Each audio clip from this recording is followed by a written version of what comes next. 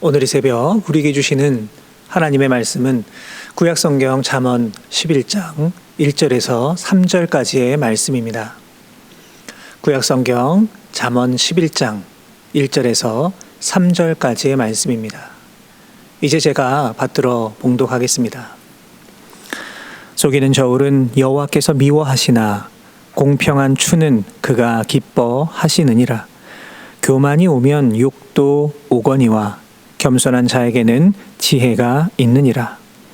정직한 자의 성실은 자기를 인도하거니와 사악한 자의 패역은 자기를 망하게 하느니라. 아멘. 이 시간 어떻게 살아야 하는가라고 하는 제목으로 함께 은혜 나누겠습니다. 오늘 우리가 하루 동안 읽고 또 묵상하게 될 이 본문의 말씀은 계속해서 이 대조의 기법을 사용하면서 우리가 이 세상을 과연 어떠한 마음과 또 자세를 가지고 살아가야 하는가, 바로 이것을 우리에게 알려주고 있습니다. 어찌 보면 본문의 내용이 모두 다 각각 분리되어 있는 것처럼 보이지만 우리가 이 본문의 말씀을 깊이 들여다보면 결국 우리가 이 땅 가운데 참으로 지혜로운 삶, 그리고 경건하고 거룩한 삶을 살아가기 위해서 결코 간과하지 말아야 할 것들을 다루고 있다라고 하는 것을 볼 수가 있습니다. 먼저 오늘 본문 1절의 말씀을 보시면 속이는 저울은 여호와께서 미워하시나 공평한 추는 그가 기뻐하시느니라 말씀하고 있습니다. 잘 아시는 것처럼 이 솔로몬 왕이 통치하던 시대는 이스라엘 역사상 가장 이 무역과 또 상업이 활발했던 그러한 시대였습니다.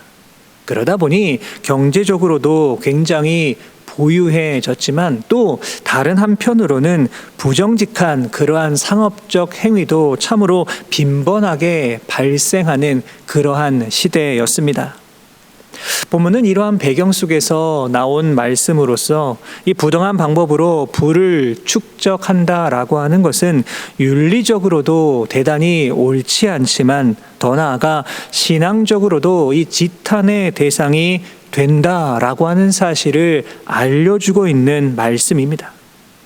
여러분, 결국 이러한 사실을 통하여서 지금 솔로몬이 강조하고 있는 것은 무엇입니까? 바로 정직이라고 할 수가 있습니다.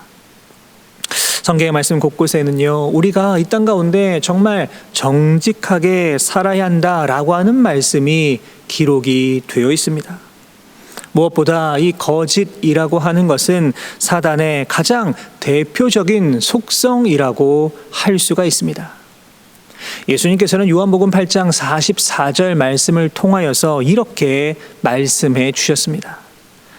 너희는 너희 아비 마귀에게서 났으니 너희 아비의 욕심대로 너희도 행하고자 하느니라. 그는 처음부터 살인한 자요 진리가 그 속에 없으므로 진리에 서지 못하고 거짓을 말할 때마다 제 것으로 말하나니 이는 그가 거짓말쟁이요 거짓의 아비가 되었음이라. 여러분, 사단의 특성, 그것이 무엇입니까? 바로 거짓입니다. 정직하지 못한 것이지요. 그렇기 때문에 우리가 하나님께 속한 성도라고 한다면 무엇보다 거짓 없는 삶, 정직한 삶을 살아가기 위하여 최선을 다해 노력해야만 합니다. 그렇다면 오늘 본문에 나오는 이 공평한 추라고 하는 것은 과연 무엇이고 또 어떠한 삶을 살아가라 말씀하고 계시는 것일까요? 공평의 추라고 하는 것은 당연히 이 어느 한쪽으로도 기울지 않는 이 정확한 저울을 말하는 것입니다. 무엇보다 이 공평의 추는 지위 고하를 막론하고 누구에게나 다 공정하게 적용되는 그러한 추입니다. 그런데 여러분, 우리가 이 땅 가운데 이렇게 공평의 추를 가지고 살아간다라고 하는 것이 결코 쉬운 일이 아닙니다. 때로는 정직과 공평의 이 추를 가지고 나에게 주어진 어떠한 일을 해 나아갈 때에 모함을 받을 수도 있고, 또 때로는 사람들의 원망과 미움을 받을 수도 있습니다. 어쩌면 집단적인 외면을 당하게 될지도 모릅니다. 여러분, 그러나 반드시 우리가 기억해야 되는 것은, 하나님이 정말로 기뻐하시는 것은 결국 이 공평한 추와 같은 마음을 가지고 우리가 이 땅 가운데 정말 정직하게 살아가는 것, 바로 그것입니다. 여러분, 이 시간 우리가 정말로 이 공평의 추를 가지고 이 세상을 살아가고 있는가, 우리들의 모습을 깊이 돌아보실 수 있기를 바랍니다. 여러분, 이 시간 우리의 마음 가운데 정직하지 못한 모습이 있다라고 한다면 정말 다 내려놓으시고 정직한 삶을, 거짓 없는 그러한 삶을 살아가기 위하여 더욱더 노력하실 수 있기를 바랍니다. 작은 눈금 하나, 그것 하나 속이는 것쯤이야 괜찮겠지라고 하는 바로 그러한 생각은 결국 우리를 심판의 자리에 서게 만든다라고 하는 사실을 여러분 기억하셔서 지극히 작은 것이라고 하더라도 거기에 정직하고 신실한 마음을 담아서 이 땅을 살아가실 수 있는 우리 모든 성도 여러분들 다 되시기를 바랍니다. 이어지는 본문 2절의 말씀입니다. 교만이 오면 욕도 오거니와 겸손한 자에게는 지혜가 있느니라. 이 같은 본문을 표준 세번역으로 읽어보면 교만한 사람에게는 수치가 따른다, 이렇게 기록이 되어 있습니다. 여러분, 결국 이 교만이라고 하는 것은 하나님께서 너무나도 가증히 여기시는 것이기 때문에 하나님께서 이 교만한 인생 가운데 수치를 주신다라고 하는 그러한 의미입니다. 여러분, 그렇다면 이 교만이라고 하는 것은 과연 무엇일까요? 이 교만이라고 하는 단어의 사전적 의미는 잘난 체하며 뽐내고 건방짐이라고 되어 있습니다. 여러분, 다시 말해서 자신을 다른 사람들보다 더 높게 생각하면서 다른 사람들을 비하하거나 혹은 업신여기는 마음, 그것이 바로 교만이라고 하는 것입니다. 여러분, 그런데 성경에서 말하는 교만은 그저 여기에서 그치는 것이 아니라 한 걸음 더 나아가 온 우주 만물의 통치자 되시는 여호와 하나님을 부정하거나 혹은 업신여기는 그 마음까지 포함하는 것, 그것이 바로 교만이라고 하는 것입니다. 여러분, 결국 오늘 본문에서 말하고 있는 이 교만한 자, 이 자가 어떤 자입니까? 타인을 비방하고 업신여기는 것, 그것뿐만 아니라 하나님까지 무시하는 그러한 행동을 일삼는 그러한 사람을 뜻하고 있는 말입니다. 그리고 이러한 사람이 필연적으로 받을 수밖에 없는 것, 그것이 바로 수치와 치욕입니다. 누가복음 14장의 말씀을 보시면 예수님께서 어떤 잔치의 자리에 가셨을 때에 사람들이 그 높은 자리에 앉으려고 하는 모습을 보시면서 하신 말씀이 있습니다. 예수님께서 무엇이라고 하셨을까요? 끝자리에 앉으라, 이렇게 말씀하셨습니다. 이유가 무엇입니까? 높은 자리에 내가 덕하니 앉았을 때에 나보다 더 높은 사람이 오면 일어나서 다른 자리로 가야만 하는데 이때 스스로가 얼마나 부끄럽겠습니까? 그렇기 때문에 예수님께서는 교만하지 말고 먼저 끝자리에 가서 앉으라, 이렇게 말씀하신 것입니다. 또한 말라기서 4장 1절의 말씀을 보시면 보라, 용광로 불같은 날이 이르리니 교만한 자와 악을 행하는 자는 다 지푸라기 같을 것이라. 그 이르는 날에 그들을 살라 그 뿌리와 가지를 남기지 아니할 것이로되, 라고 참으로 강력하게 경고하고 계십니다. 여러분, 이처럼 성경은 계속해서 교만한 자가 수치와 고난을 당하게 될 것이다 라고 하는 사실을 계속해서 알려주고 있습니다. 여러분, 이 시간 교만한 자들이 받을 수밖에 없는 그 수치를 반드시 기억하시기를 바랍니다. 하나님은 결코 교만한 자를 간과하지 않으십니다. 교만한 자를 미워하십니다.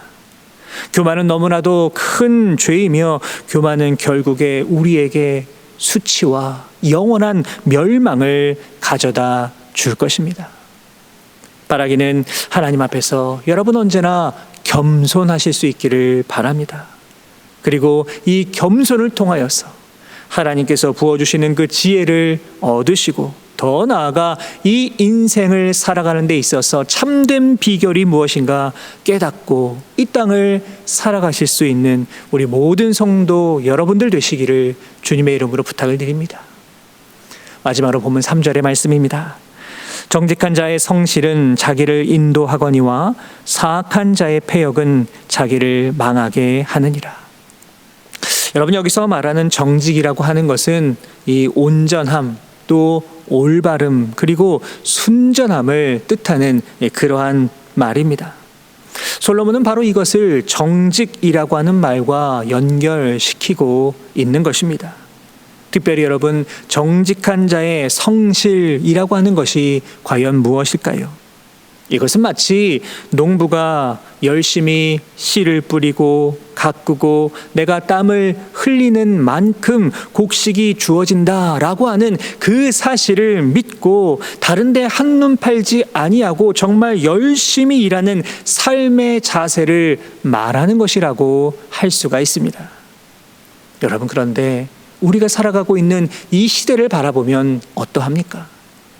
많은 사람들이 정말 아무런 수고도 없이 더 많이 가지려고 하는 그러한 마음을 가지고 세상을 살아가고 있습니다.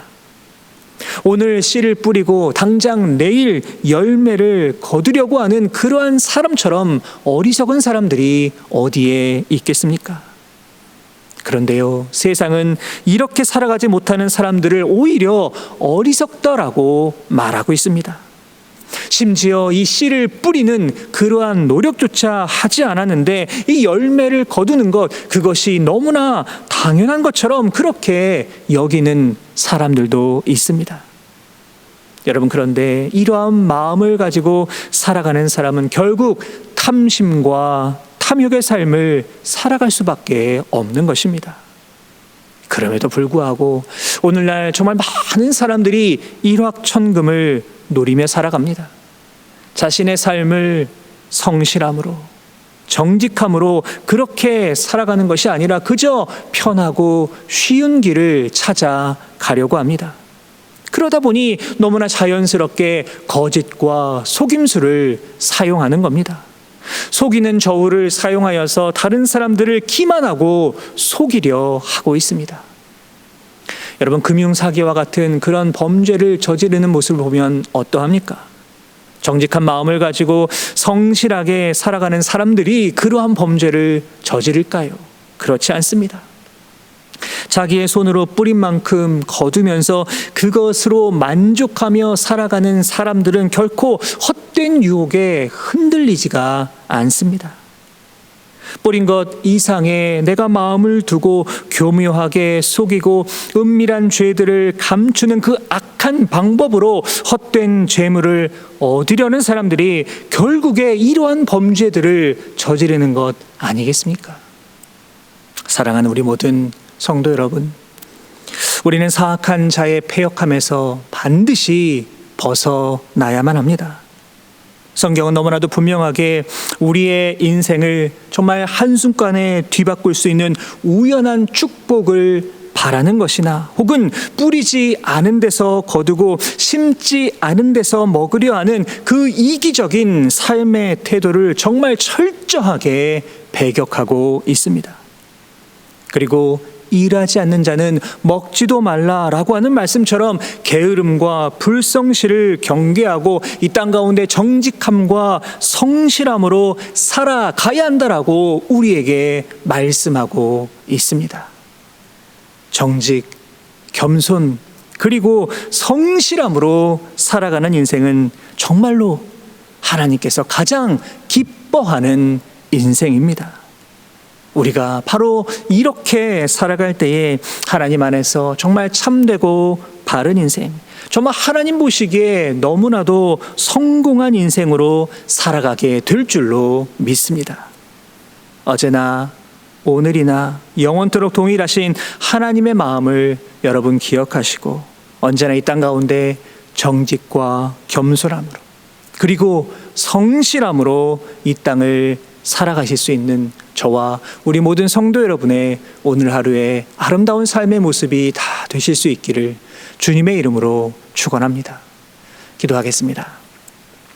하나님 감사합니다. 오늘도 귀하고 복된 하루 허락하여 주시고 주님 주신 이 소중한 생명으로 이 땅을 살아갈 수 있도록 허락하여 주신 은혜에 하나님 감사를 드립니다.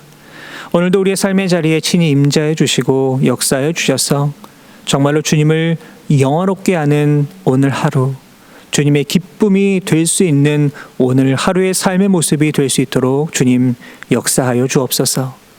사랑의 하나님, 오늘도 우리에게 귀한 말씀 허락하여 주심에 감사를 드립니다. 이 시간 주신 말씀을 통하여서 우리가 이 땅 가운데 어떠한 삶의 자세로 살아가고 있는가 깊이 돌아보게 하여 주옵소서. 정말로 주님께서 우리에게 원하시는 모습은 정직하고 겸손하고 그리고 성실함으로 살아가는 것임을 다시 한번 기억하게 하시고 우리들의 삶의 현장에서 바로 이러한 모습으로 살아가기 위하여 최선을 다해 노력하며 나아갈 수 있는 우리들의 삶의 모습 되게 하여 주옵소서. 하나님, 때로는 연약하기에 우리의 인생에서 속이는 저울을 가지고 또 교만하게 폐역의 자리로 나아가는 그러한 모습도 있는 줄 압니다. 주님, 이러한 모습이 있다면 이 시간 다 용서해 주시고 다시금 주님께서 우리에게 원하시는 그 모습을 회복하여서 또 우리의 삶의 자리에서 주님께 영광 올려드리며 살아갈 수 있는 우리 모두의 삶의 모습이 다 되게 하여 주옵소서. 오늘도 주님께서 우리들의 삶의 현장에 함께 하여 주실 것을 믿사오며 거룩하신 예수 그리스도의 이름으로 간절히 기도하옵나이다. 아멘.